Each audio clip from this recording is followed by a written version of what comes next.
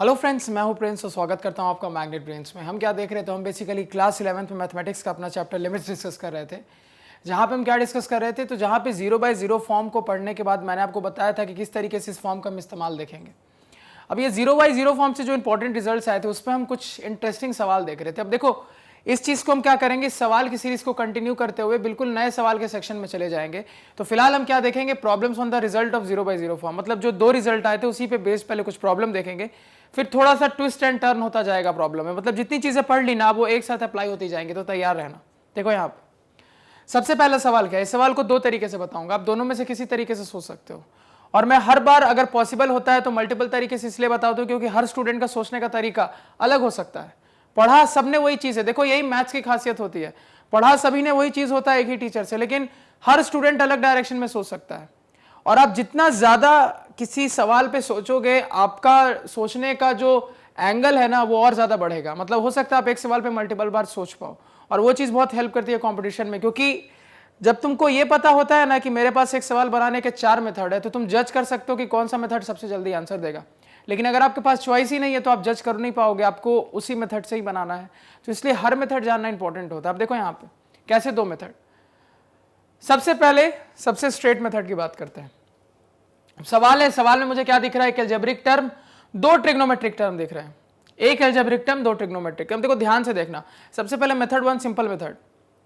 अब आपको मैंने बोला है कोई भी लिमिट का सवाल दिखे तो पहला काम क्या होना चाहिए, लिमिटिंग वैल्यू को पुट करके देखो यहाँ पे कि आखिर कौन सा इंडिटरमिनेट फॉर्म आ रहा है। अगर आ रहा है तो अगर यहाँ पे हम यहाँ पे पुट करेंगे तो मुझे क्या दिख रहा है, limit x tends to infinity.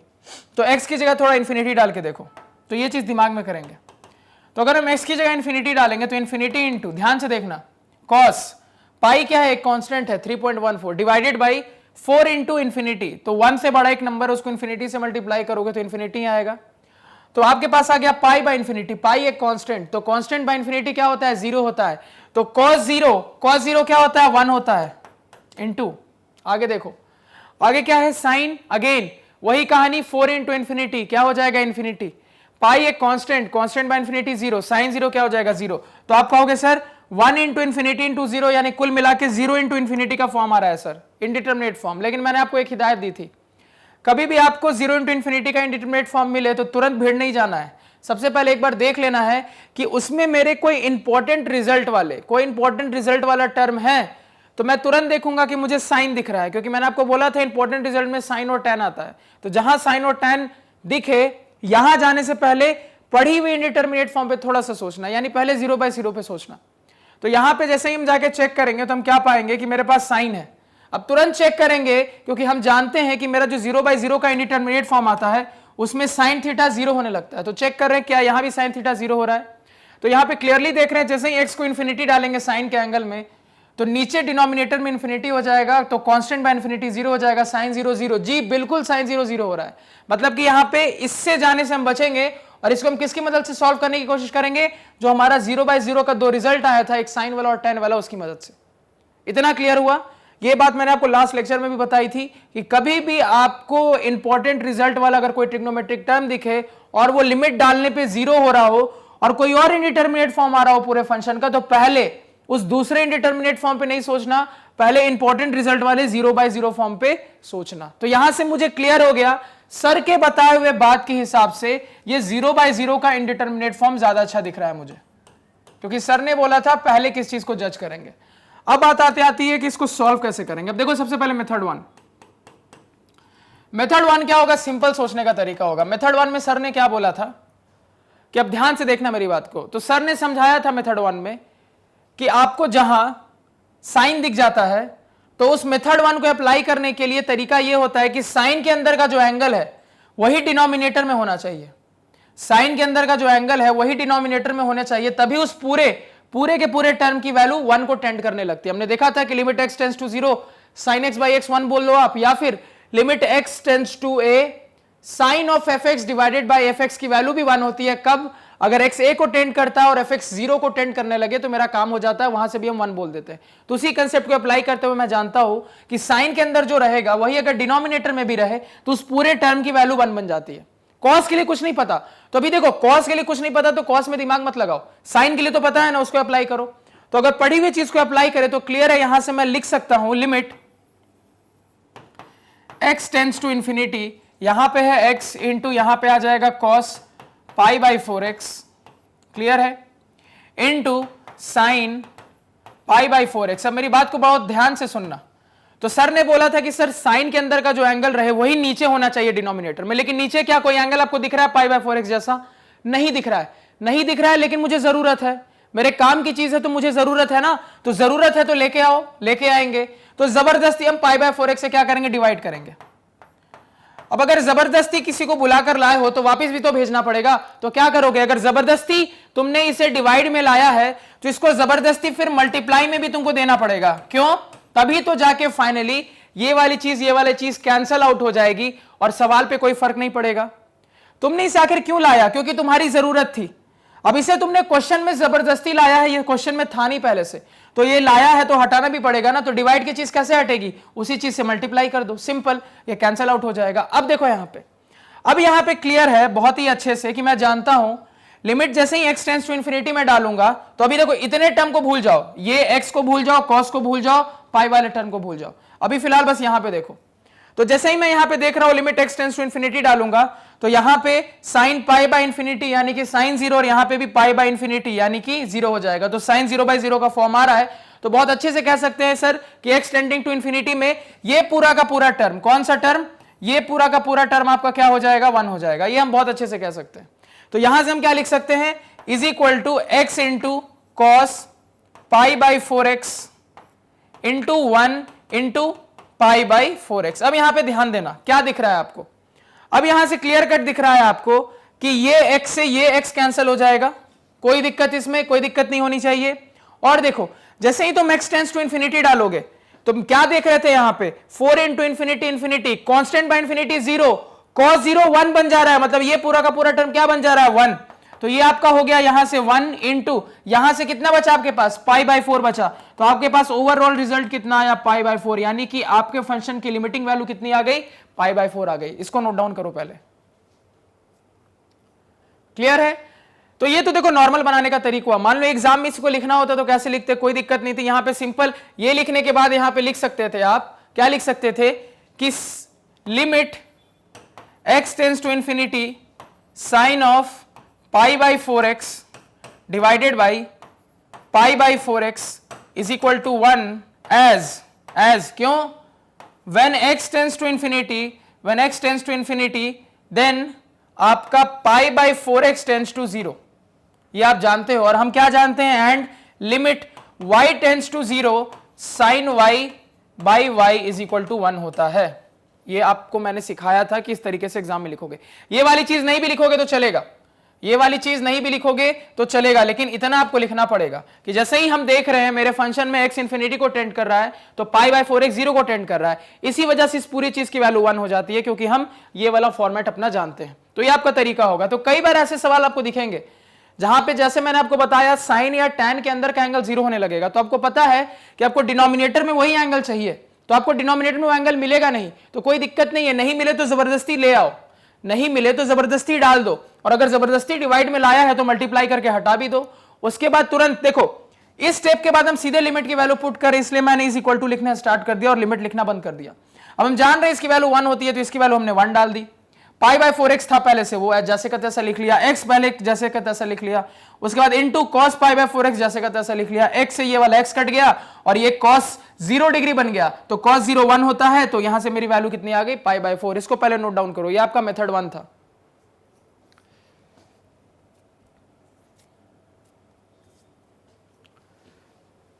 अब देखो ट्रिग्नोमेट्री में मैंने आपको बहुत सारे फॉर्मूलाज पढ़ा दिए हैं। अब अगर आपको उतने फॉर्मूलाज याद है तो आप थोड़ा सा मेथड 2 पे सोच सकते हो। कैसे सोचोगे आप? ध्यान देना मेरी बात को, आई होप आपने इसको नोट कर लिया। अब देखो मेथड 2 पे थोड़ा कैसे सोचते हैं। मेथड 2 के लिए थोड़ा सा ट्रिग्नोमेट्री का कंसेप्ट लगाना पड़ेगा। क्या है मेथड 2? तो देखो थोड़ा सा ट्रिग्नोमेट्री का कंसेप्ट लगाओगे तो भी ये लिमिट का सवाल बनेगा। कैसे बनेगा? ध्यान से देखना। तो याद करो मैंने आपको एक चीज सिखाई थी, मैंने आपको कहा था कि ट्रिग्नोमेट्री में कभी भी देखो साइन और कॉस एक साथ आ जाए प्रोडक्ट में और साइन और कॉस का एंगल एक ही हो, साइन और कॉस एक साथ आ जाए प्रोडक्ट में और साइन और कॉस का एंगल एक ही हो, तो उसको हम कंबाइन करके सीधे क्या बना सकते हैं?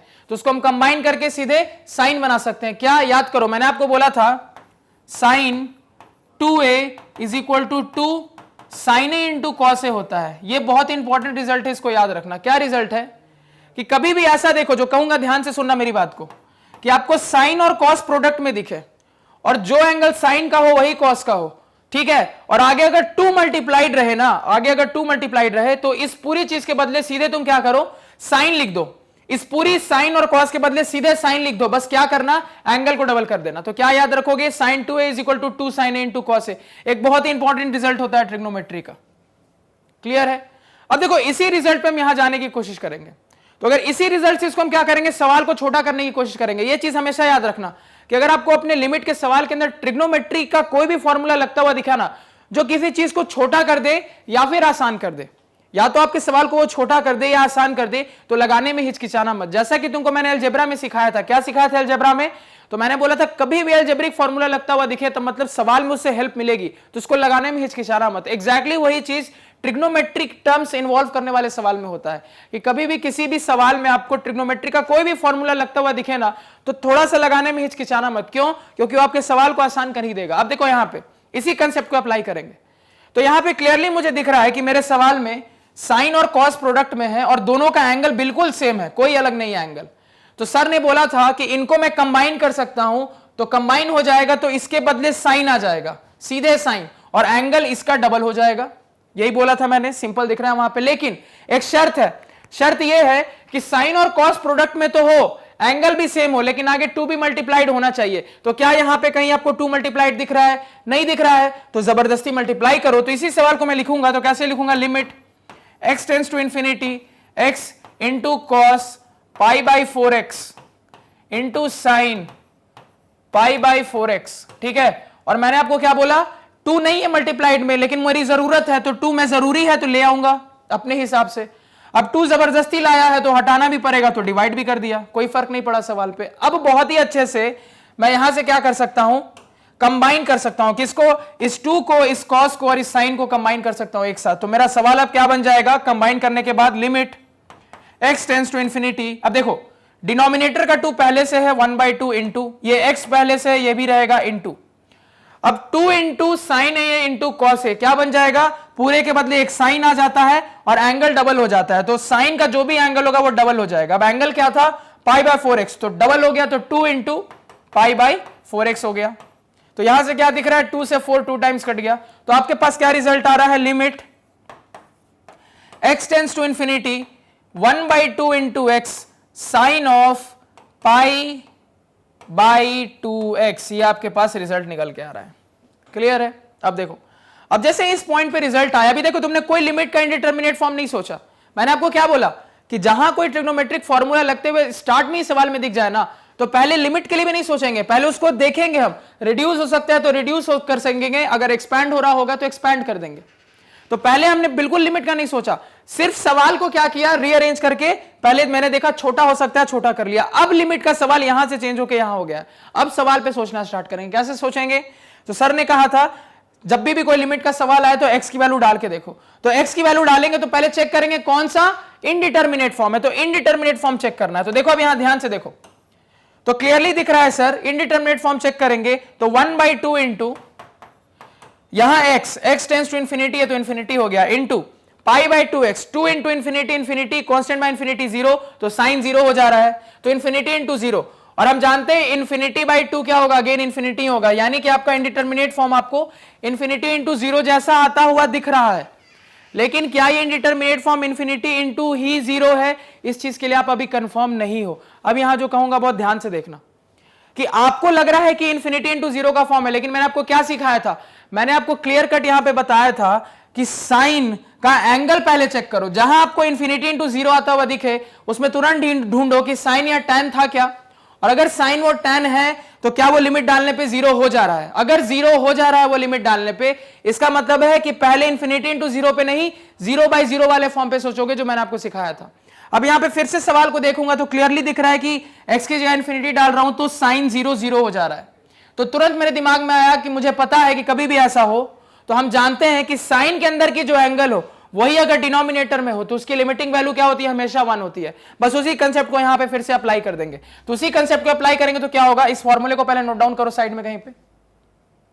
अब देखो अगर इसी कंसेप्ट को अप्लाई करेंगे तो यहां पे मुझे क्या दिखेगा, मैं यहां पे लिख सकता हूं limit x tends to infinity x by two, 1/2 into x का क्या मतलब x by two into sine of pi by two x, sine of pi by two x. अब देखो साइन के अंदर वाले एंगल को नीचे होना चाहिए था, लेकिन क्या ये नीचे नहीं है, जबरदस्ती लेके आएंगे, तो पाई बाई टू एक्स को जबरदस्ती लेकर आए।